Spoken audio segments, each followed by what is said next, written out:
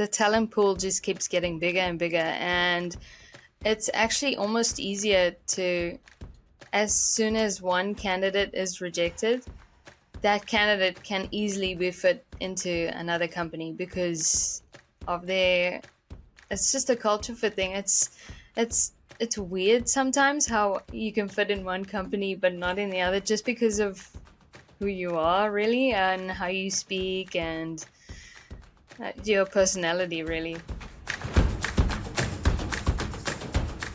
Hey everyone, thanks for tuning into Career Hack, a podcast dedicated to assisting college students and early career professionals with entering the workforce and ascending the corporate ladder. I'm Brandon Amoroso, co-founder of Apex, a scaleless company that sends over 30 internships and jobs a day to help with that career advancement, as well as host things like this podcast and other resources. Today, I'm talking with Caitlin Fourie, who's the IT and marketing recruiter at Talent Candey. Thanks for coming on. Hi, Brandon. Thanks so much for having me. So before we jump into things here, can you give everybody a quick background on yourself and how you ended up in the world of recruiting? Well, I actually started off as a music teacher quite a while back, and then I had kids, and that changes everything. And then COVID actually hit, and then what happened was I actually went into the IT industry a little bit, and I gained quite a lot of knowledge just with doing courses, online courses, and I was actually going on the route of web development for a while, and then an opportunity for recruitment came up, and I had to take it because I just couldn't be off the job market for a long time. And with that and my knowledge with IT, I noticed that I could recognize IT candidates, and I just honed in on that IT skill. So I specialize in IT and marketing recruitment, specifically because of that experience that I had with it during COVID, pretty much. And then, I'm also the employee relations specialist at Talent Candey, as well as the brand manager. So I do quite a bit. You're wearing lots of hats. Yes. It's fun. Keeps me busy. Yeah, definitely never a dull moment. Yeah. But I feel like a lot of people had not necessarily career changes, but like career transitions or, new things come up during COVID that they are now, sort of working on and running with as a byproduct of some of the changes that took place then. And I can Yeah. imagine that there's been a lot more demand for, South African talent as more and more companies look to near and offshoring, especially as a byproduct of COVID. Definitely. I think a lot of new skills came up because of COVID.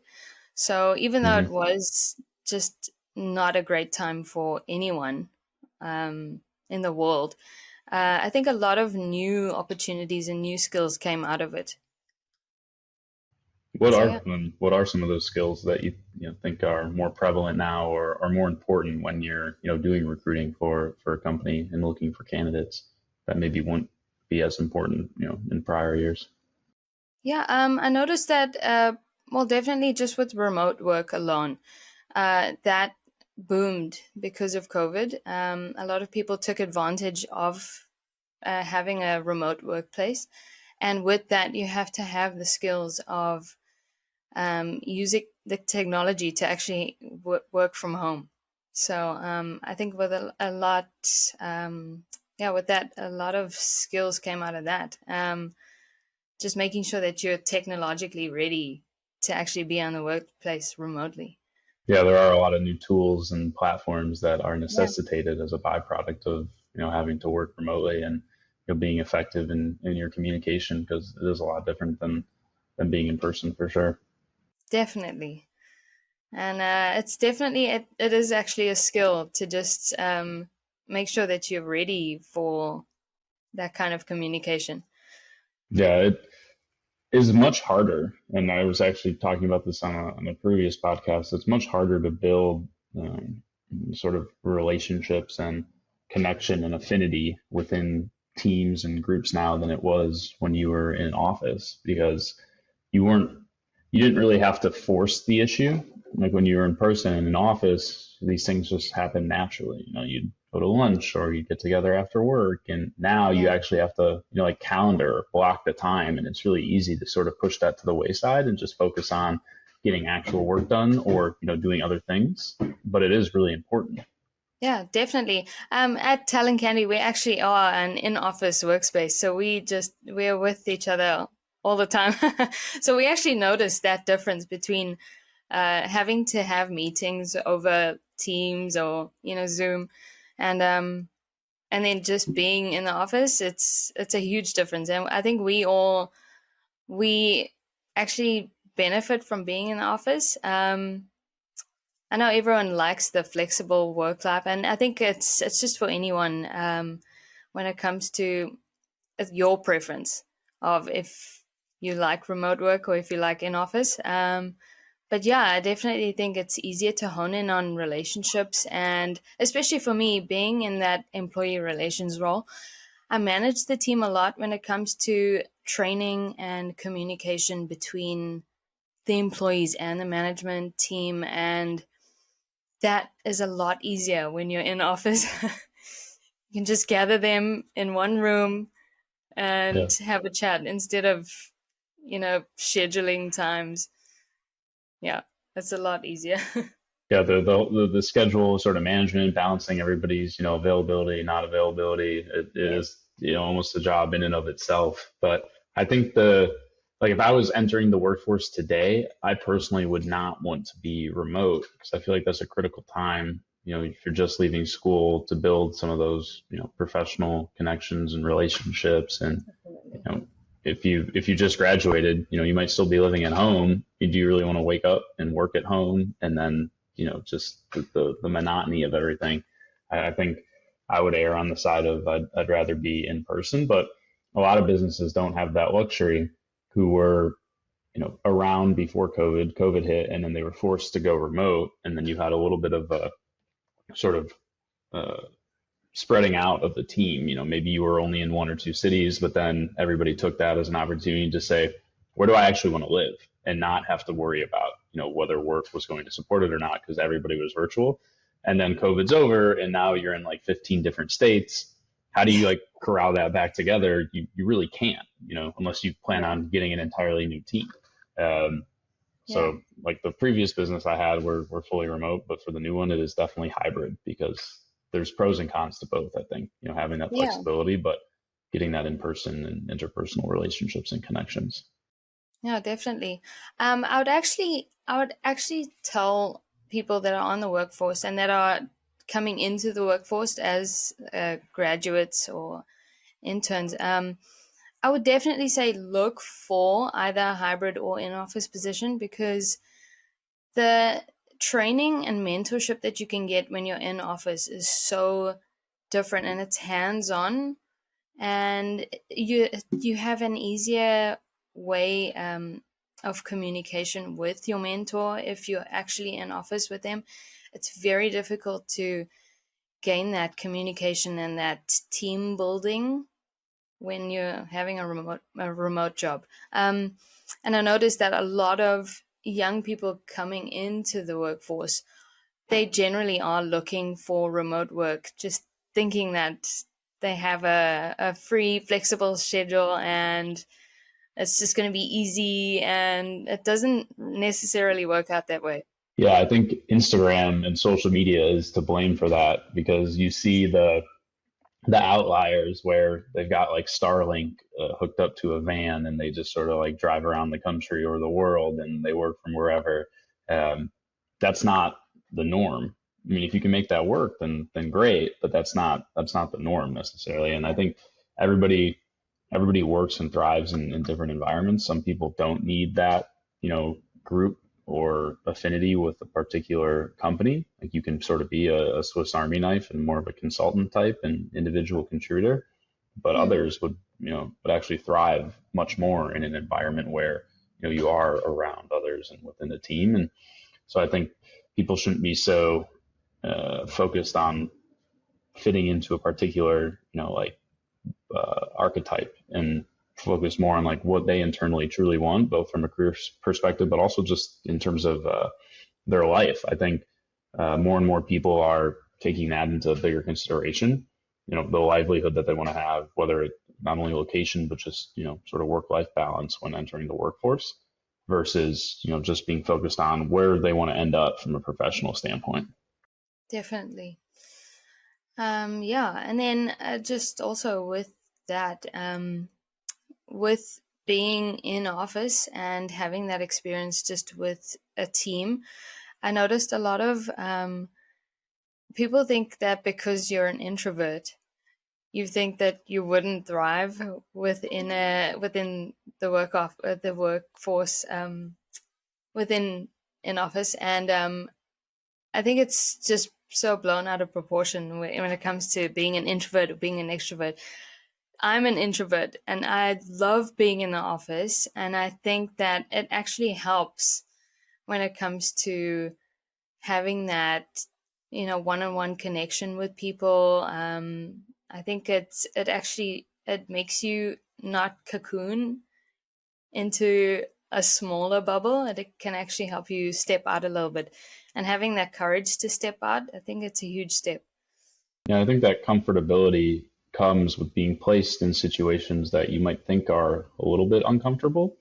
But once you're out there and you're in the swing of things, then, the introvert somehow might look like the extrovert because you're in that familiar and comfortable situation and Yes. setting. And you can sort of realize aspects about yourself that you wouldn't have if you were stuck behind a Zoom screen all day.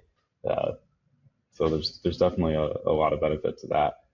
When you're going about, recruiting and sourcing for teams, what are some of the most, critical elements that you're looking for when aligning around a good match outside of like the hard skills? What are some of the things that you look for both in the company and the candidate to make sure that they're aligned on that front? I noticed recently, especially within IT recruitment, it's not just about the hard skills. So when I'm on the phone and I'm chatting to a candidate, I really see if I can have a conversation with them and see if they can hear what I'm saying and we can have a good back and forth. And if I can hear that just from that one conversation that they will be a fit for the company, because a lot of these IT companies that I work with, they actually do an interview first, just as an intro interview to see if they can kind of have that immediate fit with someone. And when it comes to a culture fit, when it comes to them being able to communicate properly before they even have a tech assessment. And I think that's a huge thing to be able to communicate properly. That's definitely what we look for. Yeah, I think both sides of the hiring equation, both employers and candidates, are focused on wasting as little time as possible. So the way that the companies are architecting their interview process, but the way that candidates think about it, you know, why would I take a coding assessment as an example before we're even aligned around salary expectations or Yeah. before we're even aligned around cultural fit. So there's like a sort of a step order function in terms of what should come first so that each side is not wasting time or wasting resources when it's not a good fit. And just because it's not a good fit doesn't mean that you're not a good candidate. I think something that we've seen a lot with the way that the current job market is set up, you'll get 5,000 applicants for a role, of which probably 90% of them, if not more, are not qualified for that particular position. But most are good candidates. This is not the right role. But the way the market is currently set up is that candidates are incentivized to really just spray and pray when it comes to applications because there's so much noise in the hopes that maybe they'll make it to the top of that one particular application that they submit. Yeah, that's a good point to bring up because the talent pool just keeps getting bigger and bigger. And it's actually almost easier to, as soon as one candidate is rejected, that candidate can easily be fit into another company because of their it's just a culture fit thing. It's weird sometimes how you can fit in one company but not in the other, just because of who you are really and how you speak and your personality really. Yeah. Hmm. What are some of the things that you would recommend to, early entrants to the workforce in terms of how they can stand out in a in, as you mentioned, an ever growing, it seems like, talent pool?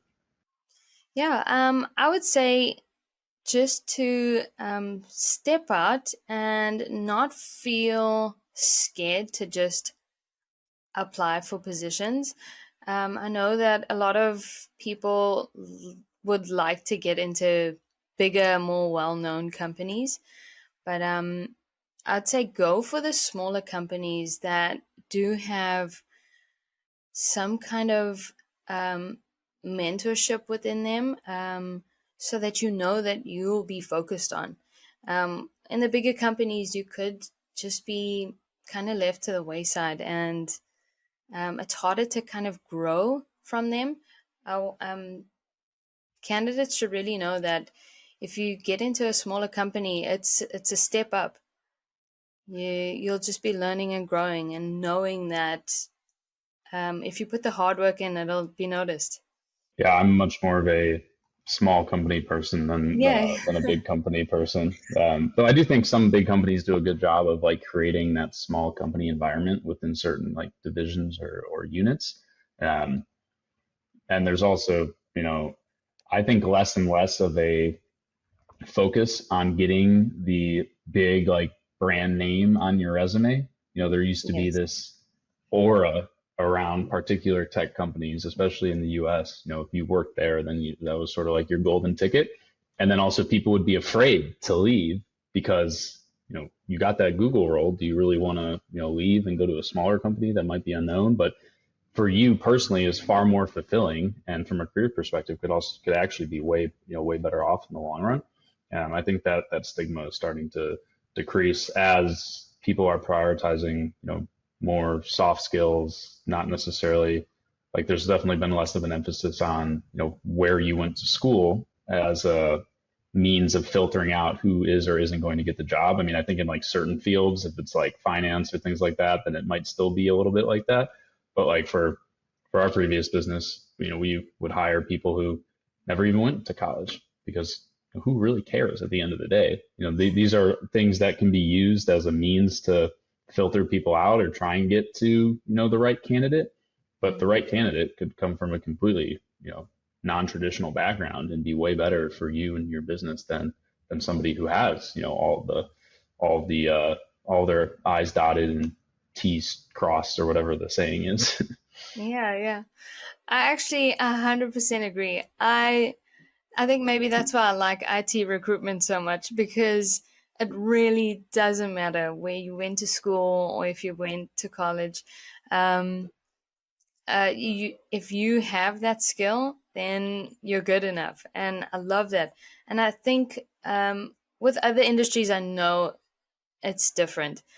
Especially, I noticed in the finance industry and this like engineering and all those and construction, like those, they still have to look at your qualifications.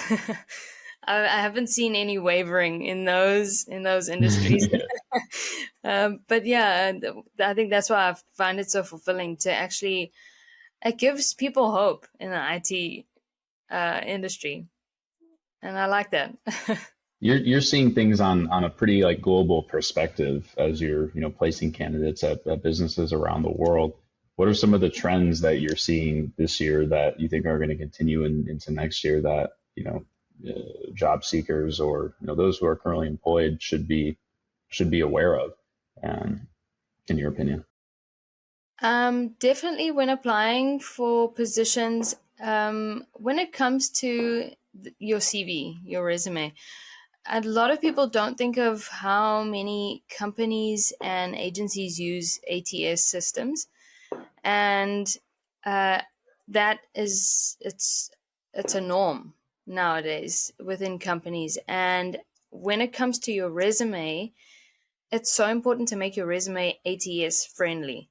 So to be able to make your information be grabbed onto the ATS easily, that should be something to think about when you're on the job market. A lot of the time, people send out CVs and resumes that are just you can't copy or paste any information off of it. The ATS system just can't read a lot of the information. I think it's a huge thing, and it's not really spoken about enough. Yeah, there's a litany of articles online about how to make your resume like ATS friendly. Yeah, Um, we think there's and the sort of the parent company over Apex, one of the things that we're focused on doing is trying to standardize the way that candidates actually create and submit that application info. Similar to how, at least when you're applying to college in the US, there's sort of a uniform process for high schoolers to go through like the Common App, and it's the same information for every single applicant. Let's say you're a college and you get 50,000 submissions. All 50,000 submissions are in the same format. They look the same way. You know where to look for that particular information versus everybody having their own like unique spin or design on the resume or the way that they want to present the information. Like it feels like there needs to be a little bit of a standardization there to make everybody's lives a little bit less crazy. yes. Yeah, definitely. Some of the CVs that we get and we see, sometimes you can't read a lot of the information because people are putting too much of their personality into it. And yeah, I mean, I love that. I love that you like your CV to look like you and your personality, but definitely keep it simple and easy to read, and yeah. So if you were entering the workforce today, you just graduated, what would be the three things that you would be like most focused on doing to make sure that you're setting yourself up for success? Well, I would look to really put down the skills that I know are transferable. So, for instance, I didn't know I had a lot of skills before recruitment that helped so much in recruitment. When it comes to communication and just being able to understand people on different levels, I think that's such a huge skill that I could easily put down on my CV now. Because when you recognize that something like that, a company will see that and they'll need someone like that um, in their company. So those transferable skills, like good communication skills, and I'm highlighting that on my CV. Like that's what I would do, and then just believing in myself a little more and not being so scared to take steps. I definitely just take steps in a way that I know will actually benefit me later on. I think a lot of people are a little too scared to step out of their comfort zones. And yeah. I think that confidence aspect is so important. Yeah. It was something that we had to focus a lot on at my previous business, and getting people to exude that confidence that they knew what they were doing or they knew what they were talking about. And I sort of used the example of, you could, not that you should do this, but you could get on a call with somebody and quite literally make stuff up. But if you do it and you're presenting it in a confident manner, they will actually be more bought in and believe you more so than if you get on the call and you could say the greatest thing ever, like the best idea in the world, the best strategy, but if you present it in a way where it's almost being asked as a question because you're looking for, validation from the client or from the other party, they will look at you as if you don't know what you're talking about. And so having that confidence, and it can show even across virtually, is really important.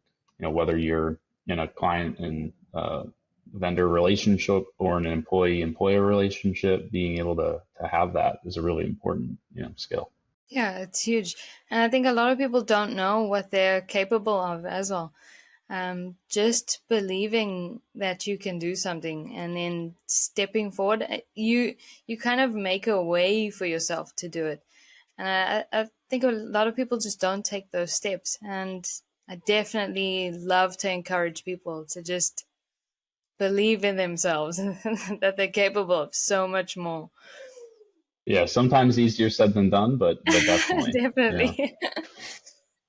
As I mean, to take a step back and focus on one of your other roles at your business with the employee relations, what are some of the best things you've done, I don't know, this year that have really helped with creating a culture and an environment that is positive and people want to be a part of? Well, the main thing I think that's really helped is just to try to foster a really healthy environment within the team. We work very closely within the company when it comes to dealing with clients and dealing with candidates. Um, we're not unhealthily competitive. We work together really well, and fostering that communication between all of us, as well as if any issues rise up between the employees and management. It's been really great to step in and kind of help people through that, because I've noticed that some people just don't understand where other people's minds are at. And I like to kind of step in and be like, okay, let's hear your side, let's hear your side, and let's figure this out. And I think having that's been really fun for me, just to help people grow, because I've seen so much growth with just by having good communication within the team. So that's fun. Acting as like the mediator. Yeah, yeah. And then I also introduce a few games to play, and every now and again it's kind of fun. Yeah, spice things up every once in a while. Yeah, I think team building. the communication aspect is really important, and one of the things I've encouraged people to do, especially if you're always just emailing and Slack, get on a Zoom or get on a phone call, because people are way different when you're communicating with them verbally than when you're communicating with them in a written form. It's the same reason why you have Twitter trolls, and people are very loud with their opinions on social media.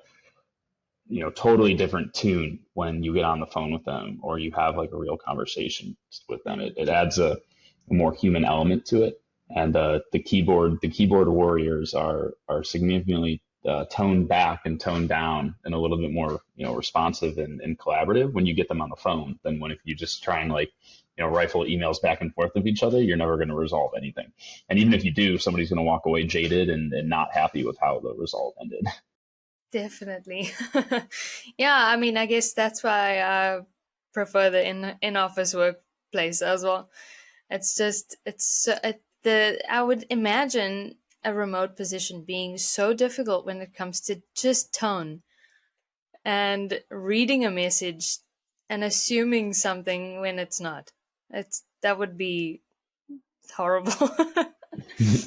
Especially with the cultural differences that come from having, a global remote workforce. Oh Yeah, man. I've even noticed it when working with a team member in Brazil versus working with somebody in Eastern Europe versus working with somebody in India. There's different, cultural like idiosyncrasies that I've been learning over time. But you might think, oh, this person's upset with you, and it's like, no, not really. Or you'd think this person's really happy and excited about whatever is happening, and it's like couldn't be further from the truth of what is going on because of just the different Yeah. communication styles and patterns that exist in these cultures. Yeah. It's crazy when you can just sit people down and speak up about something, and then they realize that they're both actually on the same track. Exactly, Yeah. exactly. Well, I appreciate you taking the time and hopping on with us here and sharing some of your insights. But before we hop, can you let everybody know where they can find you and your business online? Yeah, definitely. You can see me on LinkedIn. I'm very active on LinkedIn, as well as the Talent Candey page. That's where you can see all of our posts and job opportunities that we post there, and also lots of tips, like CV tips and advice that we share on our page. So definitely on LinkedIn. You can also on Instagram, sometimes on Facebook, and now even on X. Awesome. Well, again, I appreciate you coming on. For everybody who's listening, as always, this is Brandon Amoroso. You can find us at scalus.ai and apexearlycareers.com. Thanks for listening, and we will see you next time.